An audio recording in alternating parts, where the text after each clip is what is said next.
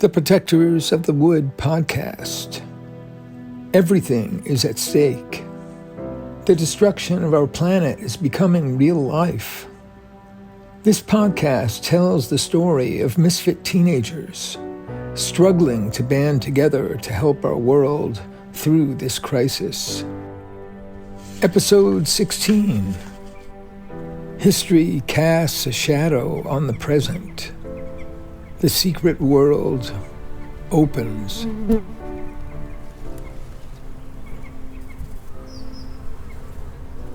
The garden was so quiet that Phoebe heard the buzzing of bees again.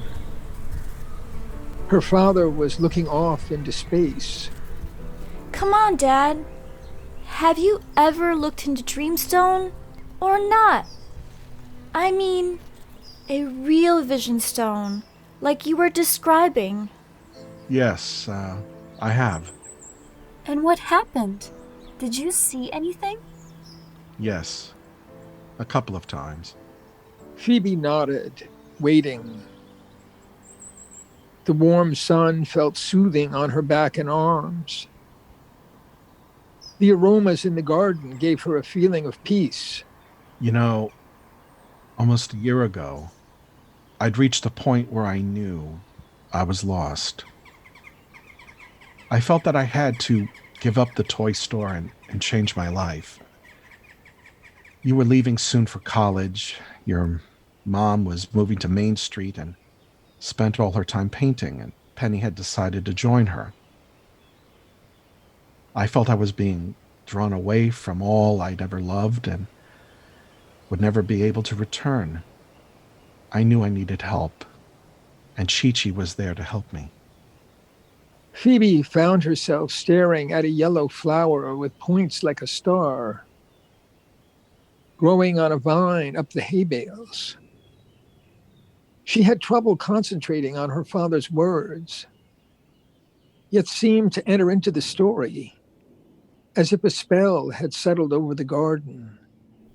I decided to try looking into a large stone. In those blue depths I felt lost, as if in an ocean. Suddenly, it turned very dark. I saw snowflakes in the wind. There in front of me was Bridge Avenue in a blizzard at night. The street lights were out. Faint lights flickered from a few windows. The snow lit up a bit, and I could see someone trudging past the toy store, pulling a heavy wagon by a piece of rope across his chest like a horse or a mule would do. The man wore an old overcoat and a wool hat pulled down to his eyes, and he struggled on through the darkness. Finally, he pulled his wagon to the door of the church, where he was greeted by a joyful crowd of hungry people, men, women, and children. In the wagon were bags of food and toys, big burlap bags piled high and overflowing. When the man came around to lift the bags from the wagon, I saw that he was me, and suddenly I was able to see with his eyes. And as I entered the church, I saw her among the crowd. She was unmistakable because she glowed and smiled in a way I will never forget. She gave me a little bow that thrilled me to my bones. Then the vision faded out, and I came back to myself. In the silence, the crows began cawing again. They seemed to have come up close, like spectators to the conversation. The vision changed my life. It could be a look into the future, or it could be a way of understanding what I'm doing now. Either way, it gives me the strength to go on. A feeling that this is really me, the me I want to be. If she approves, that's all I need. Peter smiled at Phoebe, He wiped his eyes and shifted his weight on the hay bale. Can I ask you a question now? Of course. You want your own role in this project, this big game we're in? Yes, I do. So you're going to ask Gilligan for a job? Her heart sank. But the toy store was closed yesterday. And Sammy told me Gilligan was under financial pressure and probably wanted to sell. I do think I could help them, but Sammy said he already hired George. He also told me that Gilligan and George drive each other crazy. It looks hopeless. You should try to talk to him. He has no idea what's going on, but he's not a bad person. Far from it. And he may surprise you. I'll try. I've been thinking about it. Sammy hinted that I could save the store, and Gilligan as well. You'll come up with a plan. I can feel it. One other thing, Dad. Yesterday, I happened to meet a friend from high school, and I'm curious if you've ever met her. Tall, dark hair, name of Abby? She's a shy girl, sort of hunches her shoulders, wears black jeans. Her parents live over in Ridgewood on the other side of the forest. I'm not sure about her parents, but I know they don't live around here. The rest is all her. Then you're talking about Abby Chapman. Definitely a major player in this game. You could say she's a kind of wild card. Goodness, Phoebe. You're here just a day and you're into everything. But that's good. You've got a knack for it. Once I heard you were coming back, I knew this would happen. Phoebe waited quietly, knowing her father would plunge ahead with a torrent of words. All right, you've hit a spot where we need help. Abby's a Chapman, a sort of niece of Wendy's. You should know that Abby's grandfather helped work the apple farm in Hidden Valley long, long ago, and was with the family when a mob burned their village and they all went into hiding. What? I can't believe I've never heard of this. It's not so surprising. It happened over 70 years ago.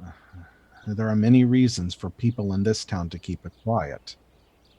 Respectable folks usually hide major crimes in their family history, and they don't like to be associated with the victims either. The effects of these crimes are far from over. Phoebe's skin shivered as she listened. I just want you to understand Abby's importance. Wendy's her godmother and gives her more freedom than some of us think is wise. But Wendy believes that Abby has a special mission of some kind and needs to find a life on her own. Abby's been working at the Half Moon Florist, a store owned by a family involved in the Morphy clan. Their grandfather helped burn the houses and cabins in Hidden Valley so many years ago. Are you getting an idea what you've stumbled into? I could see why John Chapman encouraged us to open up to you and Penny. He must have an intuition about you young people. John Chapman? Who's that? He's Wendy's father.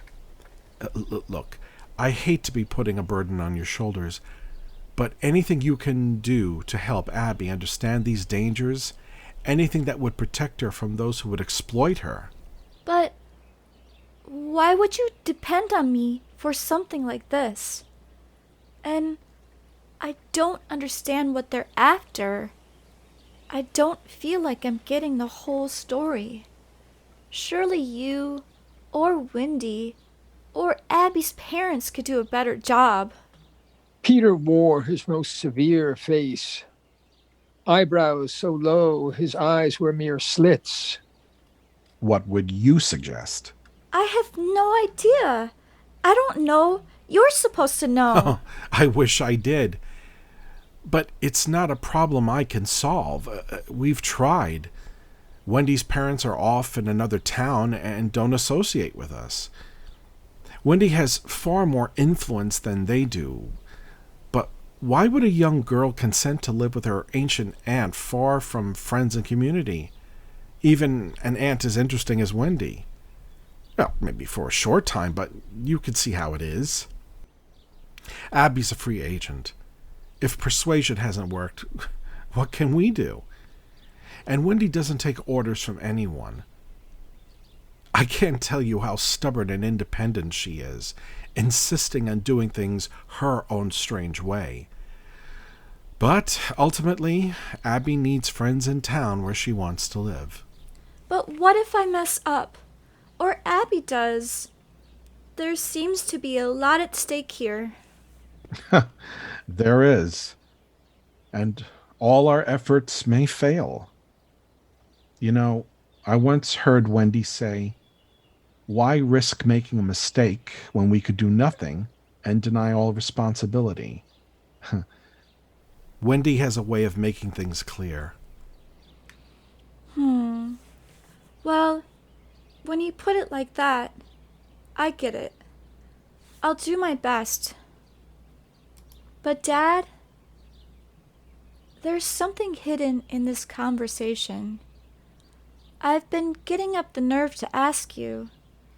Wasn't Mom's reaction to my question about the painting of the burning village pretty emotional? Out of the ordinary for her? When you talk about people who don't want to be associated with the victims, are you talking about us? I knew you were going to discover this sooner or later. And at some point, all four of us need to share the truth. But right now, I'll just say that your mother's mother painted the burning village, and she was an eyewitness. And my grandfather lost his life in that tragedy. Oh, Dad, I'm so sorry. How? Why don't we know about this? Oh, Dad, keeping this quiet all these years? Phoebe moved to sit next to her father and hugged him. I'm all right, don't worry. But it's true, the pain and shock don't completely go away. It's just that, over the years, many people in Middletown and Half Moon I'm not sure how to describe it, but they're afraid of people who lost family in the tragedy, or who are related in any way to the tragedy. The town split into two groups, and even after 3 generations, people like us running a store for the public don't want to have our family background whispered in rumors. People in Hidden Valley were known as witches, aliens, strangers who were somehow crazy. Obviously, that's not good public relations. I think I've known about the truth in the back of my mind for years.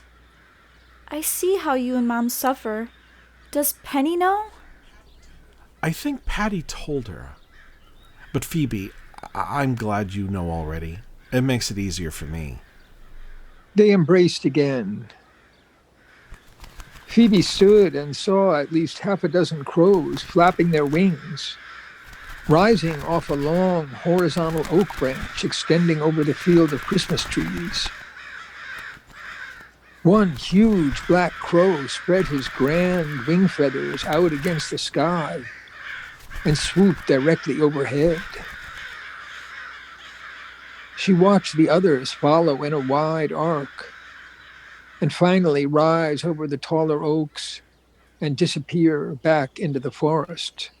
Whoa, I've never had a visit like that before. Do they know us? Am I imagining things? Oh, they know me, and now they know you too. They're smarter than most people would think.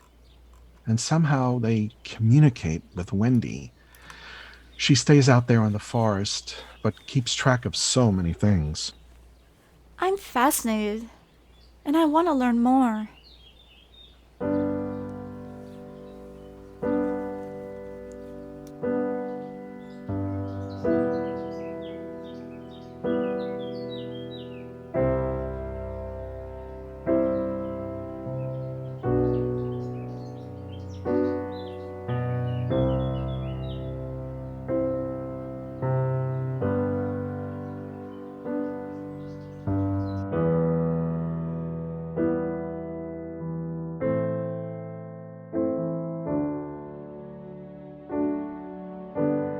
We've got the mountains and hills for company.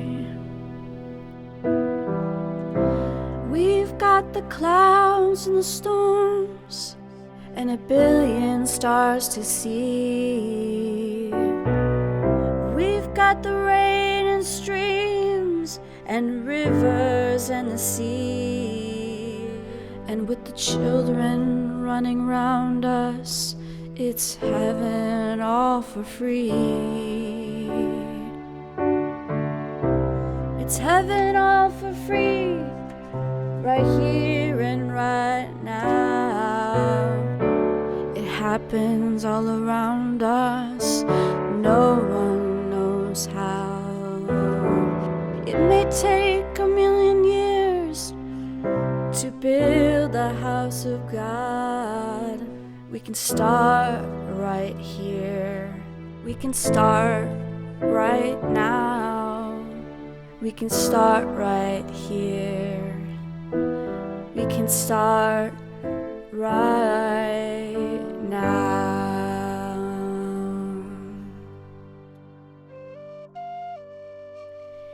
Thanks for listening to the Protectors of the Wood podcast. Find all our podcasts, songs, and projects on our website, www.protectorsofthewood.com. And to all the eco-warriors out there, remember that everyone can make a difference and every action counts.